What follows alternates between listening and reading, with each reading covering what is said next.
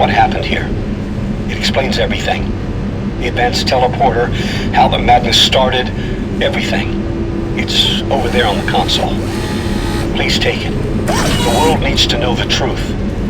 And good luck.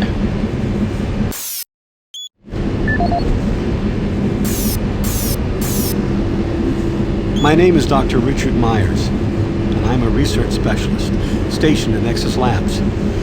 I don't know who'll be hearing this, but I wanted to alert someone of the disaster at Mars City.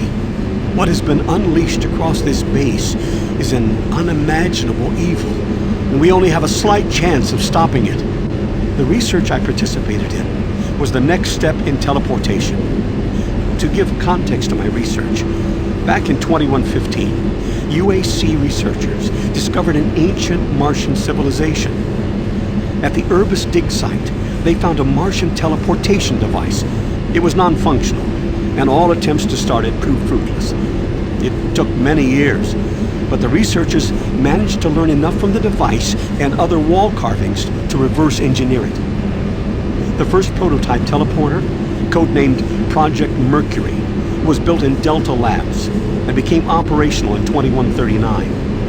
This teleporter was only capable of short distance travel and limited quantities of matter transference.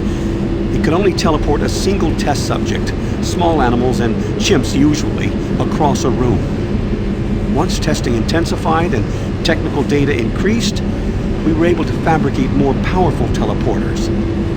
In Delta Labs Sector 3, Project Gemini managed to increase teleportation across greater distances.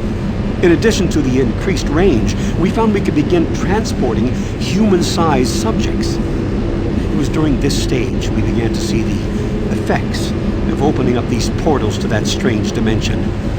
Our scientific curiosity overruled the obvious warnings, and under Dr. Malcolm Betruger's direction, we continued experimenting.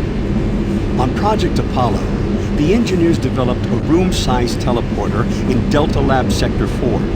It was capable of teleporting a small-sized team to destinations on this new dimensional plane. The expedition teams began exploring and setting up small research outposts. We could only teleport small equipment with a Delta 4 teleporter, and this condition frustrated Dr. Betruger. Soon after the success of Project Apollo, plans were drawn and work executed on a new facility, Exus Labs. At Exus Labs, the goal was to create a large teleporter, similar in scale to the one at Urbis. It would be powerful enough to transport large equipment, even dropships, and eventually shorten interstellar travel. Betruger was so impatient on seeing results from this research, he had the engineers start work on the teleporter once the facility reached 75% completion. We had expedition teams set up a teleporter outpost in the other dimension to link up with Exus. It was at this time I began investigating the strange stories I heard over at Delta Labs.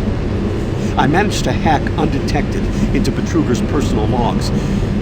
What I found scared me to the core. Betruger became obsessed with the findings of this new dimension. He started to push experiments regardless of the human cost. His log entries into the occult and how to harness evil powers were truly frightening. The more recent logs detailed how demons, yes, demons, contacted him through his dreams, offering him unimaginable powers. But they demanded he find a way to help them reclaim Earth. It was then I realized that this other dimension was hell itself. By the time I realized his plan, Betruger had started the invasion. Since the Exus teleporter hadn't reached sufficient functionality, I assumed Betruger decided to launch the demon invasion on Mars without it.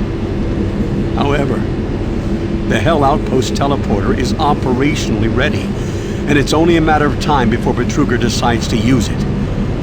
I'm going to try to reach Chief Engineer Rhodes in the Enpro facility to divert enough power to Exus, and with a little luck, create a big enough power surge to destroy it from here. I can only pray God will forgive me for my part in all this, and help me make things right.